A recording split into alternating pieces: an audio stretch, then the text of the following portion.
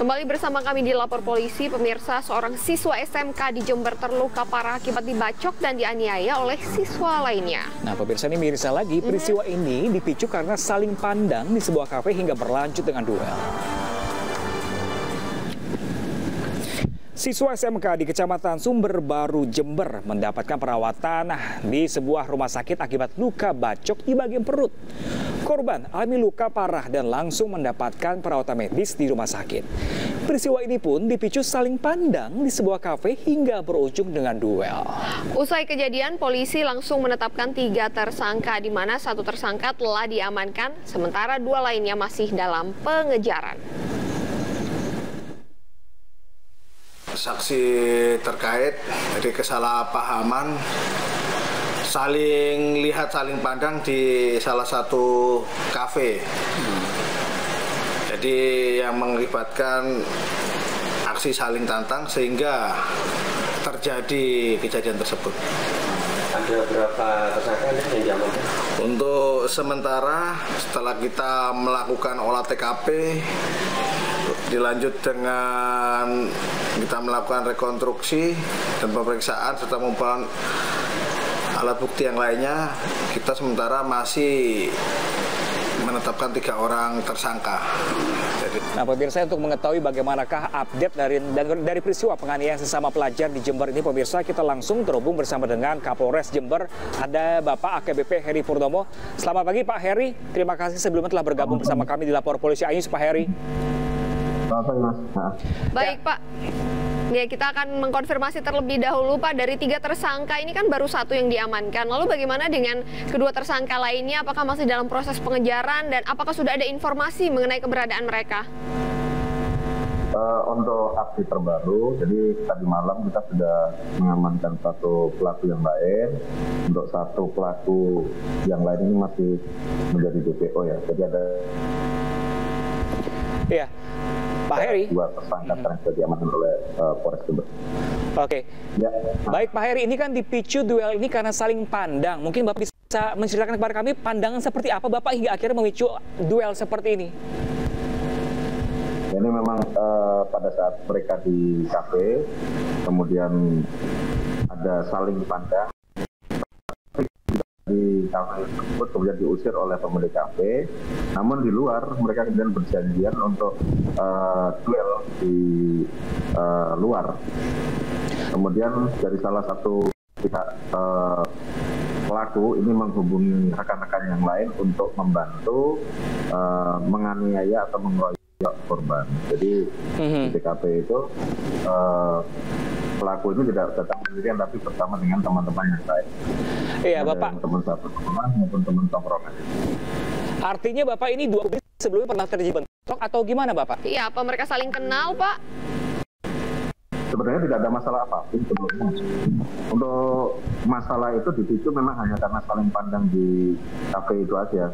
Dan mereka tidak saling mengenal sebelumnya, memang hanya gara-gara saling pandang itu kemudian ribut di dalam kafe, ditindaklanjuti dengan berduel di luar di jembatan. Oke, baik, Pak. Oke, baik, Pak. Nah, kalau mengingat pelaku ini merupakan pelajar begitu kan ya, treatment atau kelanjutan bagaimana nih Hukum nanti? Ya, proses hukumnya seperti proses apa? hukumnya mereka akan perlakukan samakah dengan kasus-kasus yang lainnya, ataukah ada perbedaan karena mereka ini pelajar? Untuk pelaku ini karena masih anak-anak, jadi kami tentunya akan membedakan untuk proses hukum yang berjalan. Kita sudah berkoordinasi dengan BP3 AKP untuk melakukan pendampingan, kemudian dari Bapas penanganan pelaku anak terkait dengan pembimbingan dan pendampingan sampai nanti proses hukumnya tuntas. Dan untuk penahanannya juga tentunya kami bedakan, tidak kami jadikan satu dengan mereka yang ditahan yang dewasa. Oke, baik. Terima kasih banyak Pak Heri Purnomo selaku Kapolres Semarang. Ini semoga tidak terjadi lagi dan semoga nggak baper ya, saling pandang langsung berujung duel. Terima kasih banyak Pak Heri. Terima kasih Pak Heri, selamat bertugas kembali. Selamat pagi, Mbak.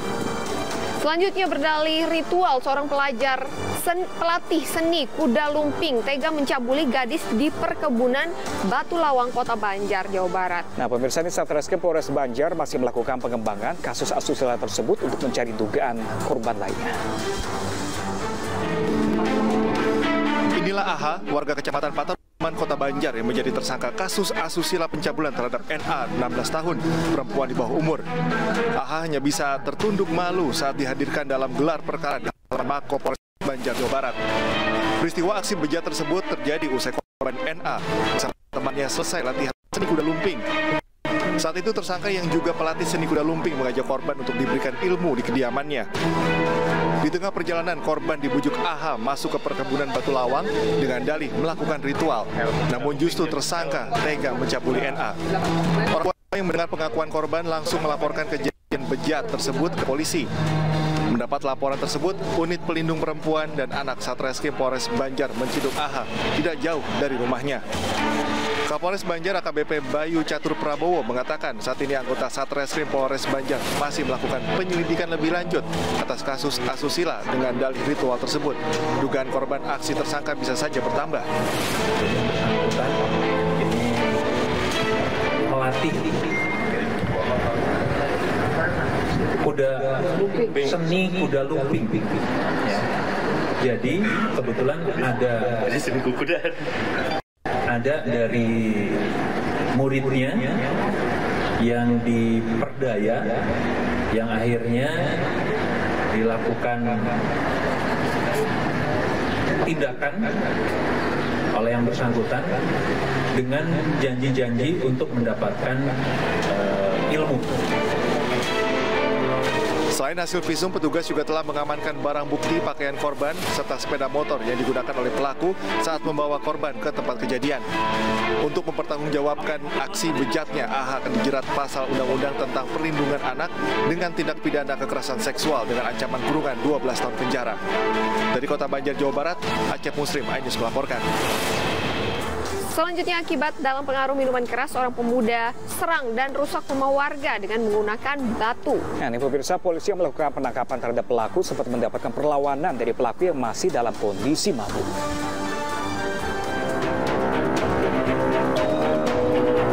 Beginilah kondisi sebuah rumah di Kota Makassar usai diserang dan dirusak oleh seorang pemuda yang ngamuk dalam kondisi mabuk. Korban yang merupakan wanita lansia yang saat itu berada di dalam rumah terkejut lantaran ketakutan mendengar pagar rumahnya dirobohkan dan rumahnya dirusak oleh pelaku dengan menggunakan batu. Usai melakukan penyerangan dan pengerusakan di rumah korban, pelaku pun selanjutnya kabur meninggalkan TKP. Aparat kepolisian dari Resmo Polsek Panakukang, Kota Makassar Sulsel yang menerima laporan dari warga langsung mendatangi TKP dan mengambil keterangan korban serta saksi di TKP. Tak butuh waktu lama, polisi yang mengenali identitas pelaku langsung melakukan penangkapan terhadap pelaku atas nama Lukman alias Gembel, warga Jalan Ablam, Kota Makassar, di rumah pelaku di Jalan Abu Bakar Lambogo, Kota Makassar.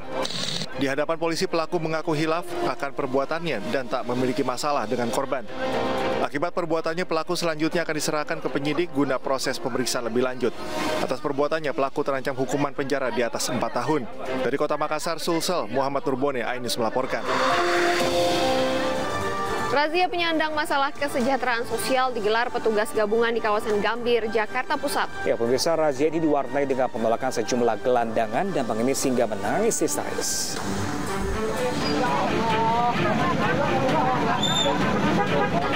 Razia orang dengan masalah kesejahteraan sosial kembali digelar oleh petugas Satpol PP dan Sudin Sosial di kawasan Jalan Kiai Haji Hasim Adzari, Jakarta Pusat. Dari razia ini, petugas menjaring beberapa pengemis yang tersebar di beberapa lokasi, termasuk di lampu merah jalan. Sebagian gelandangan dan pengemis melakukan penolakan disertai tangis histeris saat akan dibawa petugas, sehingga petugas harus dengan paksa memasukkan mereka ke mobil dinas sosial. Selain gelandangan, pengemis dan pengamen jalanan, petugas juga mengamankan manusia gerobak yang tengah memulung di pinggir jalan. Razia orang dengan masalah kesejahteraan sosial sengaja dilakukan menyusul kembali maraknya pengamen jalanan, pengemis dan gelandangan yang bertebaran di jalan-jalan ibu kota. Kita secara sinergitas untuk melakukan memerlukan pelayanan terhadap saudara-saudara kita yang berada di pinggir jalan yang tentunya akan mempengaruhi keindahan estetika kota. Pada kesempatan ini akan ada sekitar 25 orang dari tim terpadu. Pada razia kali ini setidaknya 16 PMKS berhasil diamankan dan langsung dibawa ke kantor Sudin tim sosial untuk didata dan nantinya dikirim ke panti sosial. Ke informasi lainnya, Polri menetapkan 6 orang menjadi tersangka dari tragedi di Stadion Kanjuruhan Malang, Jawa Timur. Ya pemirsa, di antara 6 tersangka ini salah satunya Direktur Utama PT LIB Ahmad Hadian Lukita. Kapolri Jenderal Listio Sigit Prabowo Kamis malam mengumumkan tersangka tragedi yang menyebabkan 131 orang meninggal di Stadion Kanjuruhan Malang, Jawa Timur. Keenam tersangka, salah satunya adalah Direktur Utama PT LIB Ahmad Hadian Lukita. Selain dari penyelenggaraan pertandingan, 3 orang anggota Polri juga ditetapkan sebagai tersangka. Salam sejahtera bagi kita semua. Yang saya hormati, berdasarkan gelar dan alat bukti permulaan yang cukup, maka ditetapkan saat ini 6 tersangka sebagai berikut. Yang pertama,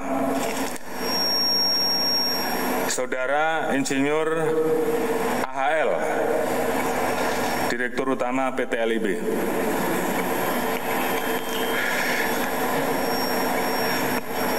Di mana tadi sudah saya sampaikan, beliau bertanggung jawab untuk memastikan setiap stadion memiliki sertifikasi layak fungsi.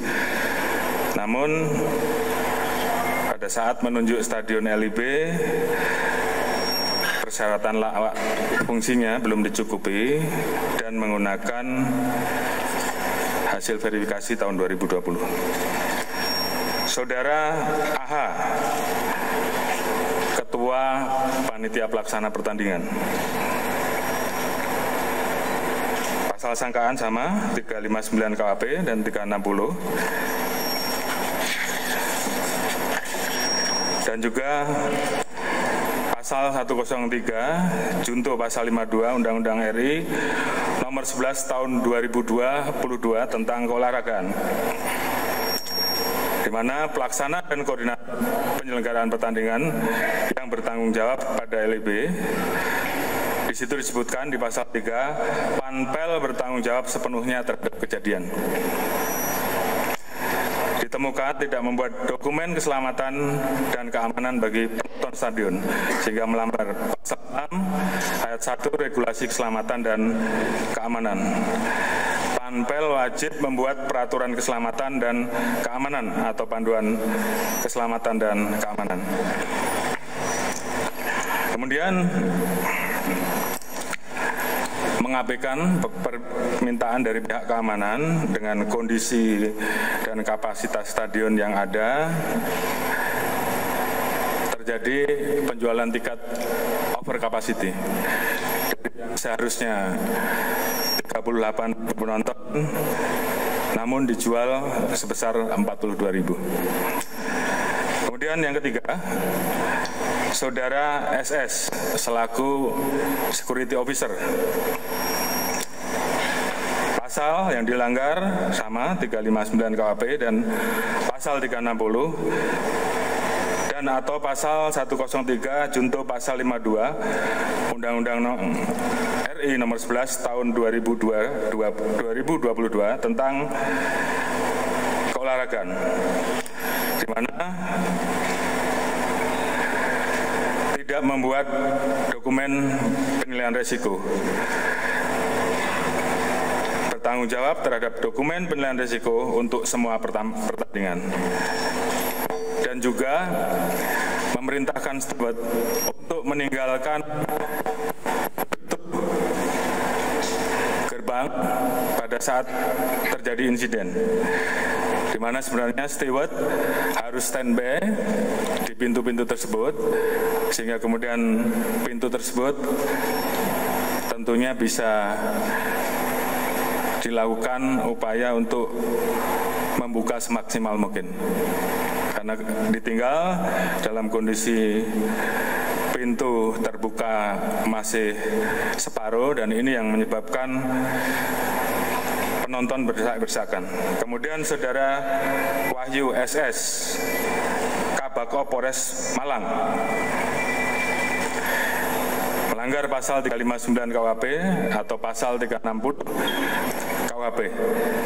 Yang bersangkutan mengetahui terkait adanya aturan FIFA tentang larangan penggunaan gas air mata. Namun yang bersangkutan tidak mencegah atau melarang pemakaian gas air mata pada saat pengamanan.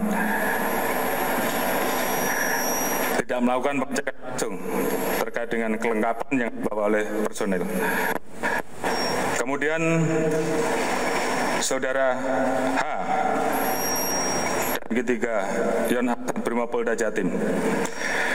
Yang bersangkutan memerintahkan anggotanya untuk melakukan penembakan gas air mata. Saudara BSA Kasat Samapta Polres Malang. Pidana sama pasal 359, pasal 360. Yang bersangkutan juga memerintahkan anggotanya untuk melakukan penembakan gas air mata. Ya, pemirsa, aparat Teluk Betung Selatan Lampung menangkap sepasang kekasih yang tega membuang bayi mereka. Informasi selengkapnya kami hadirkan usai jeda. Tetap bersama kami di Lapor Polisi. Anda lapor, kami sampaikan.